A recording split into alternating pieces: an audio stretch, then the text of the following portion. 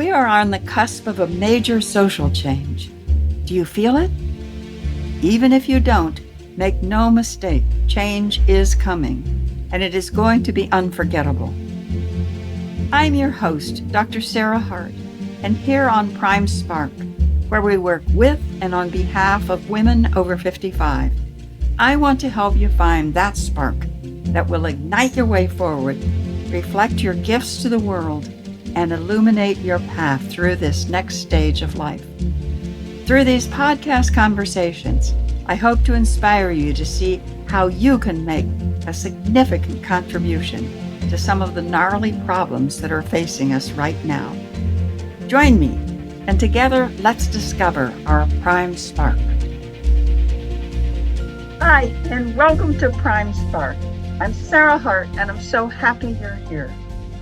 Prime Spark is designed for women over 55, or close, with a goal to help us all live our happiest, most successful, and fulfilling life, now and in the future. The mission of Prime Spark is to change the way our society sees and treats older women. That's a big mission, which only means we all need to be involved and we need to get going now. And today I have the pleasure of talking with Leigh Lincoln, a woman whose work I greatly admire. Leigh Lincoln's passion lies in crafting inspiring novels that impact readers on a deep emotional level. She aims to inspire, uplift, and provoke thoughtful conversations. A portion of the proceeds from her novel goes directly to charities that serve the homeless. Leigh loves to travel, paint, and hike. Welcome, Leigh. I'm so happy you're here today. Thank you for having me. I'm really excited. So just getting started, let me ask you, do you experience getting older? And if you do, what is that experience? And if you don't, why is it that you think you don't? Oh, most definitely. I can feel that I'm getting older. For example, today I was reaching to get something at the grocery store this morning and my knee popped. And it was so loud that the young man who was standing next to me at the grocery store was like, "Ma'am, are you okay?" No. It's good. It's just my knee. Yeah. But it's okay. Yes, I have aches and pains. My knee pops if I stretch too far. It's part of being older, but it's okay because I'm at a stage of my life where I have a lot of freedom to do a lot of things because I am older. I have no responsibilities. So, okay, knee, just don't give out on me when I'm doing whatever I need to do. I'm good. You know, it's interestingly that I've talked to a lot of women on my podcast and so many of us talk about yeah, we're getting older. Our bodies, you know, this, that, and the other thing. But I've got more freedom. I have more freedom than I've had, and that's wonderful.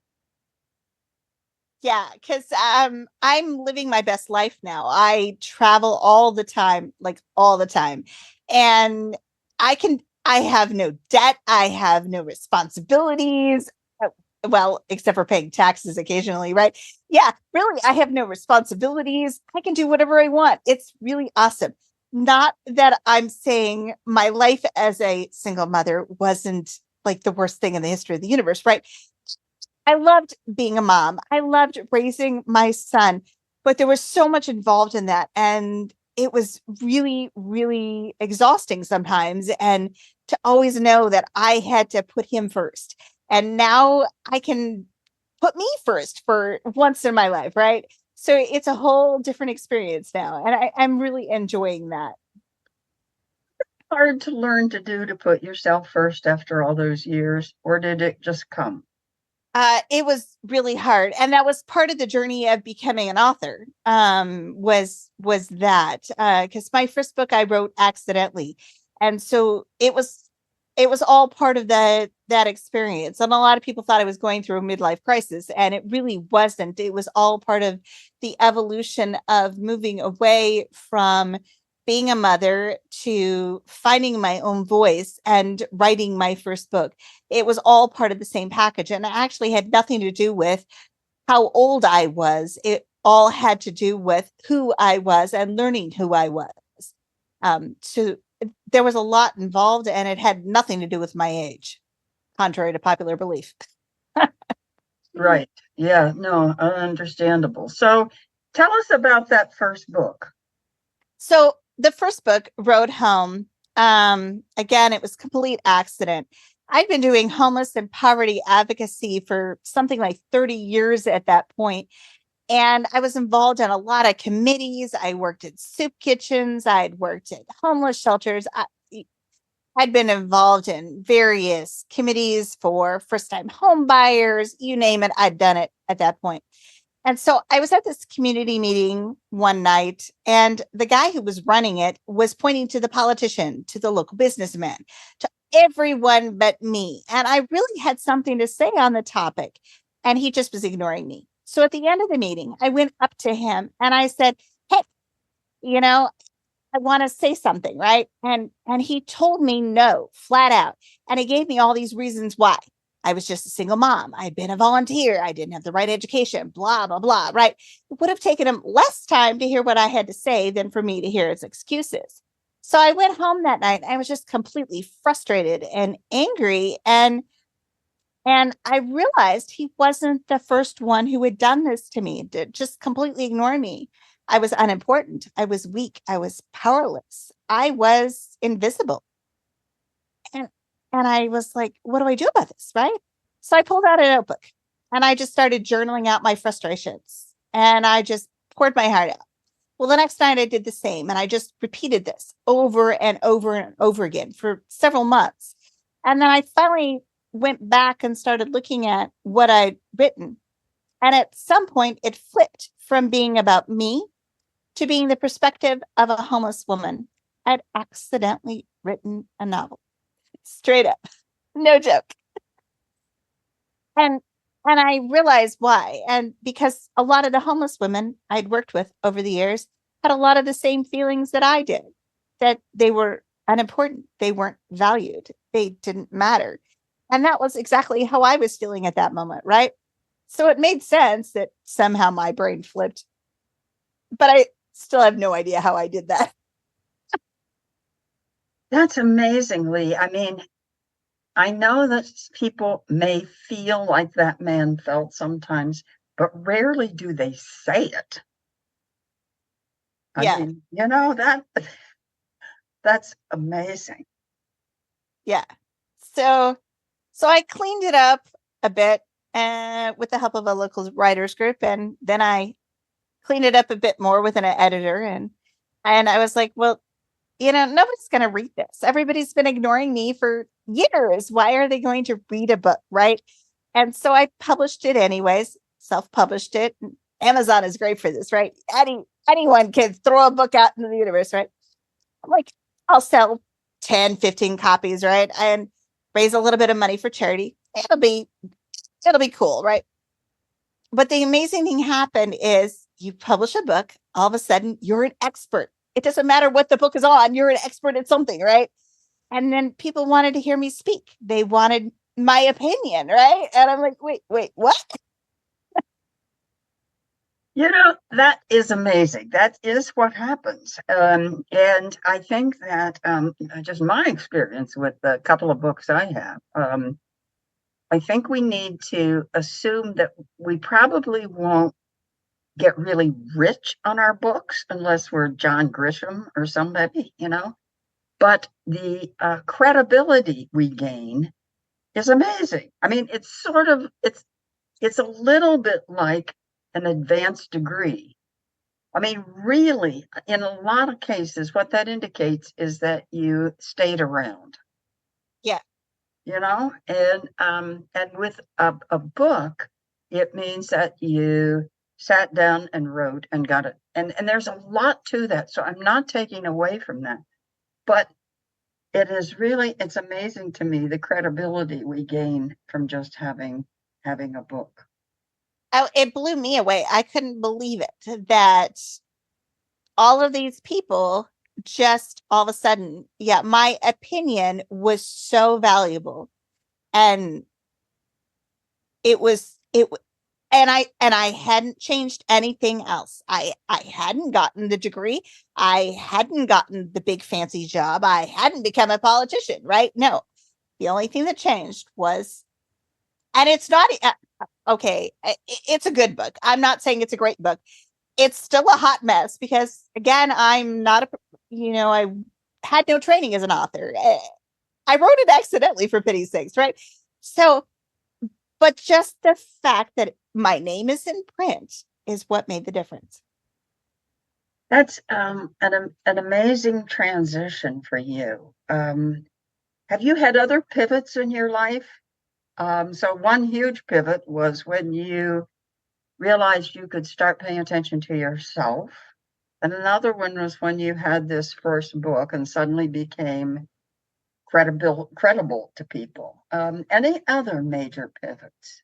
Well, this whole writing a book became the whole thing to just pivot my whole life. I moved from one side of the country to the other and totally reinvented myself. And again, people kind of were thinking, oh, it's a midlife crisis, but really it wasn't. But because of the book, I saw that I didn't have to be this person in a box that everyone had told me I needed to be for so many years. I am so much more than a mom. I am so much more than a volunteer. I am so much more than what all of these people had been telling me I was for so many years. And the bigger my platform gets, and the more books I write, the more I find out who I am and the bigger my world gets. And it's just been so fun to reinvent myself. And again, it has nothing to do with age. It has nothing to do with a lot of things. It has to do with I am finally figuring out who I am. And this should have happened when I was younger, but I never was given the space to do that. I went from being a young woman who lived with her parents to being a young woman who was married to being a single mother. I never had the time to breathe long enough to figure out me. There was no space for that ever. And now I have this space to figure out what I want and who I am. And it's just been this beautiful, amazing time in my life. And I wish I would have had this opportunity when I was younger. I would have been a better mother. I would have been better at everything I tried if I knew who I was. But I didn't have this opportunity sooner, unfortunately. It is what it is. I can't go back and change it. However, I do kind of pity my poor son at times because I was a stressed out single mother and I know that. And part of it was because I never knew who I was and what I should be doing 90% of the time. Leigh, I know it doesn't have anything, I think, to do necessarily with age. I agree with you on that, but I think it does have a bit to do with getting older, because I think that there is, I mean, you had time, and you had the freedom, but I just think we go through stages. I mean, we watch people go through adolescent, young adulthood, and middle age. And I think we do the same thing then as we get older. And I think we're finally getting to the point of being able to take a look at ourselves. And I don't know that we do that before. I mean, I don't know that we have the experience or the wisdom or the wherewithal to do that. Some people do, certainly, but I think a lot of us don't. Yeah, unfortunately, I have to agree with that. I think a lot of people do not have the wisdom. And a lot of this wisdom comes from doing all the wrong things for so many years, which I kind of write about that in my third book, Finding the Real Road. She did all the wrong things for a lot of years. And because I do think, especially women tend to do that, where, we we kind of wander around for a lot of years doing the wrong things until we finally give ourselves the grace to figure out, where we were going wrong. It's really interesting that talk about your first book was Road Home, and your third book was Finding the Real Road. Yeah. What was the second book? So the second book is Road to Freedom, and that one is about a man dying of cancer, and he takes his bride to Cuba and Spain, where he's lived before. So they're all different. They all have a different character who's facing a different problem, and they're all in different places. I love to travel. Yeah, I said that before, right? I am wandering around the whole entire universe at this point. So the second one is Road to Freedom, is about a man coming to terms with his death. Yes, with his death, and it's actually a love story. So you see him and his new bride, and think Nicholas Sparks. Yeah, it's one of those beautiful love stories where the guy dies at the end. So yeah. So where do you like to travel most? You've talked about travel now a couple times. What are some of your favorite places? I love Spain.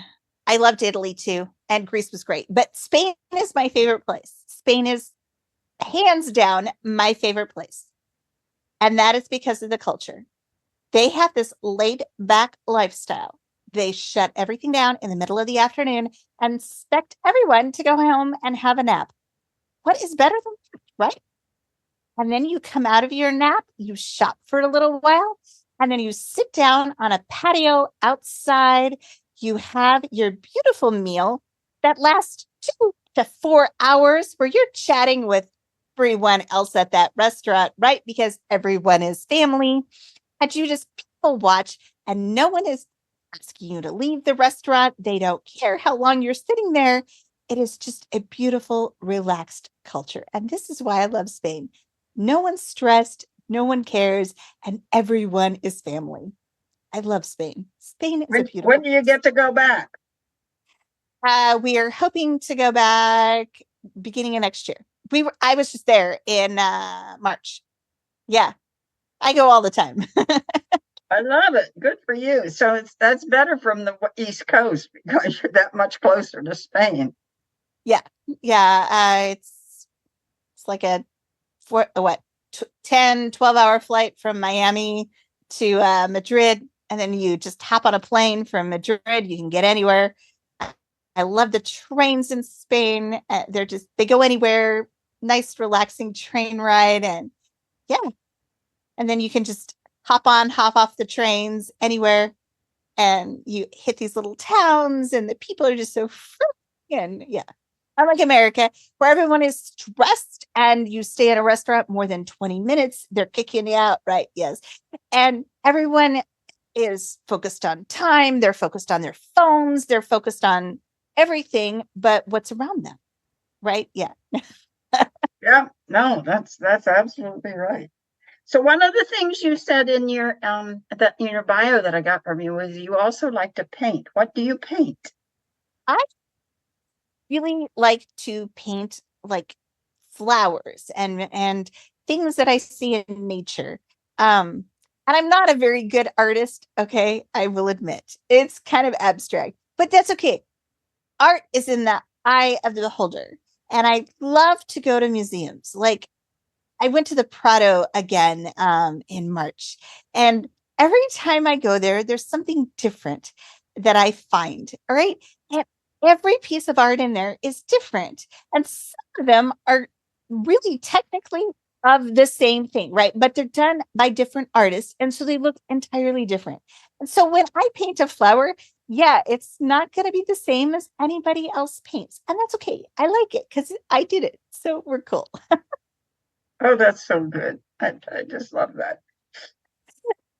So tell us about your fourth book and what that's going to lead to. Do you know? The fourth book is the end of this series. The fourth book is The Road West, and it is about an elderly woman who almost had an affair when she was younger. And then that led to a whole lifetime of guilt and regrets. And then she gets this visit from a stranger who brings her letters from the other half of that affair. Yeah. So I was just kind of playing with that whole butterfly effect, right? You do one little thing and then it kind of ripples out to everyone else, right?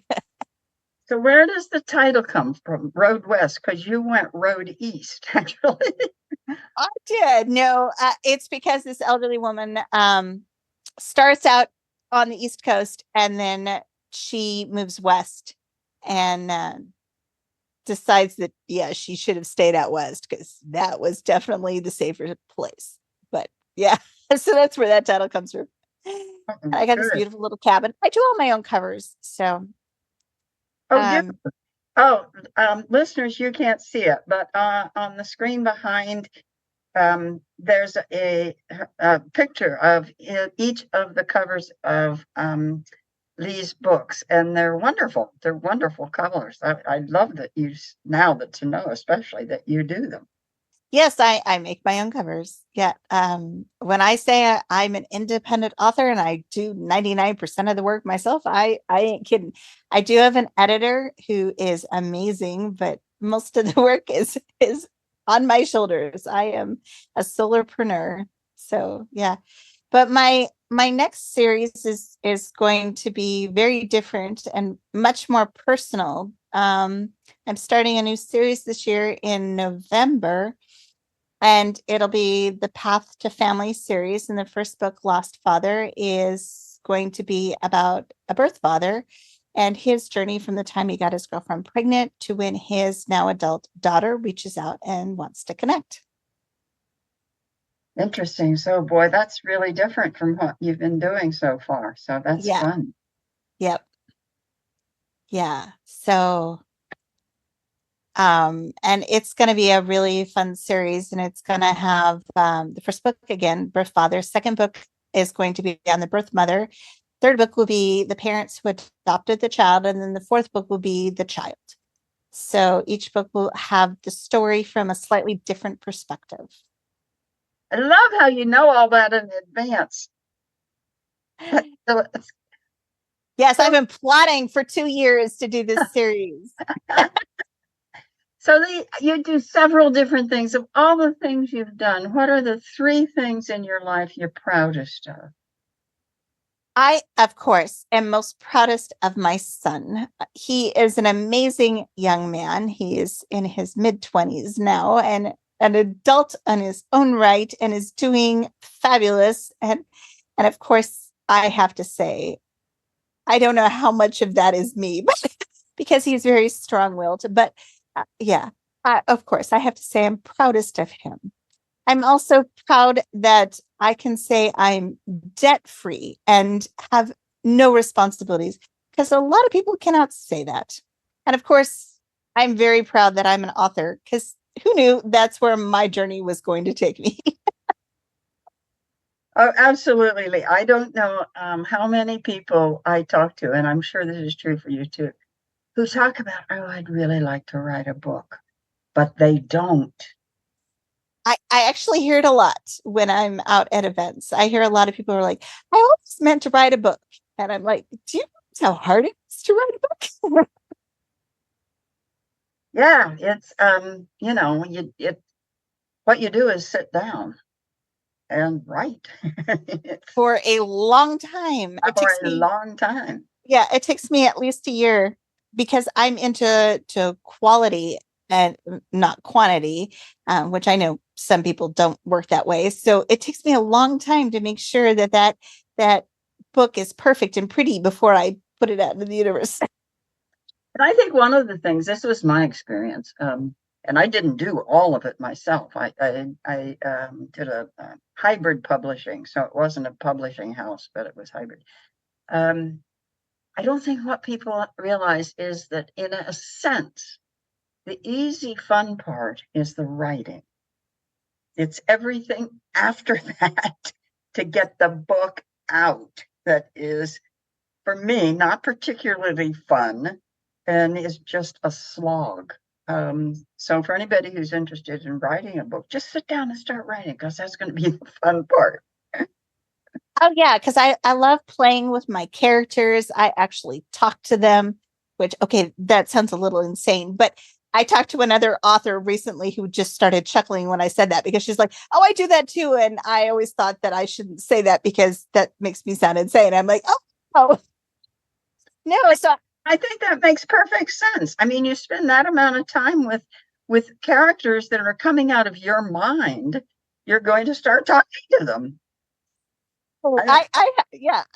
So yeah, um, so yeah, it's so fun for me to create a world for my characters. I have a storyboard, with all these pieces of string connecting all of these things together so I keep it straight in my mind, right? Yeah. So I create this whole crazy universe, right? And I love that part of it.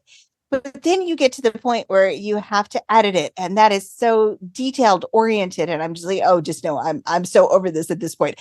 And then you have to market it, and I'm like, oh no, another Facebook post. Oh, just hot no. Okay, we're all good. And you have to go to all these events and stand on your feet for 10 hours and look pretty and smile. And I'm just like, okay, now my knee's popping again. Right.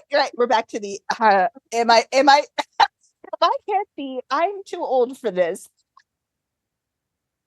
Yeah, I know that it can feel that way. And yet there you are with your 4 books and more to come. So exciting. So, Leigh, not anytime soon, certainly, but when you leave this earth, what do you hope your legacy is? Well, there's a couple of things. And of course, I give a ton to charities. So that's an obvious one, clearly, is all of this work that I've been doing my pretty much my entire life. But I also want to help women figure out what their passion is and what their voice is as well. So I talk about that a lot, because that was one of my big things in life is for so long I just didn't know who I was. So I really want to help other women figure out who they are and what they need to be doing in life and what they can do in life. So that's another thing I'm really passionate about, wanting that to be part of my legacy now, which for a long time I didn't even know that was missing in my life. And I really want to help other women figure that out as well. Yeah, I'm not sure that many of us realize we don't know who we are until we get to a point when we can, and then start discovering. I mean, I don't think we walk around thinking, I don't know who I am. I don't know who I am. I don't know who I am. And I think we get to a point before we realize that. And then Yeah. some of us And want to take action at that point to figure it out, and some people just don't. So there you yeah, go. unfortunately, I think that's true. So my big thing is I try to encourage all women to journal, because then whether they realize they don't know who they are or not, then through journaling they might figure it out, because that's how I figured it out. So, and I've actually heard from a few women who've started doing that, going, learned a lot about myself by doing that. And I'm like, cool. Do you teach journaling? Not specifically, but I do encourage all women to do it. Right. Oh, I can imagine, Leigh, that people may want to get in touch with you. If they do, how can they do that? The best way is through my website, which is LeighLincolnAuthor.com. That's LEIGH LincolnAuthor.com. You can sign up for my website. You can purchase books from there. You can see my social media from there. I tried to make it super easy, be a one-stop shop for everything. So great. So that's our time today. Please join us again. You can find our Prime Spark web podcast on every popular outlet. Find out more about Prime Spark at www.primesparkwomen.com. Thank you so much to my guest, Leigh Lincoln. And don't forget, you can find her most easily at Leigh Lincoln, Leigh Lincoln, author.com. Thank you for being with us. Spread tolerance and love. Bye-bye. Thanks for listening. If you enjoyed today's episode and would like to stay updated, you can head over to my website, primesparkwomen.com, and get my free Spark Guide, 7 questions to ignite your spark, to help you discover your own spark. See you in the next episode.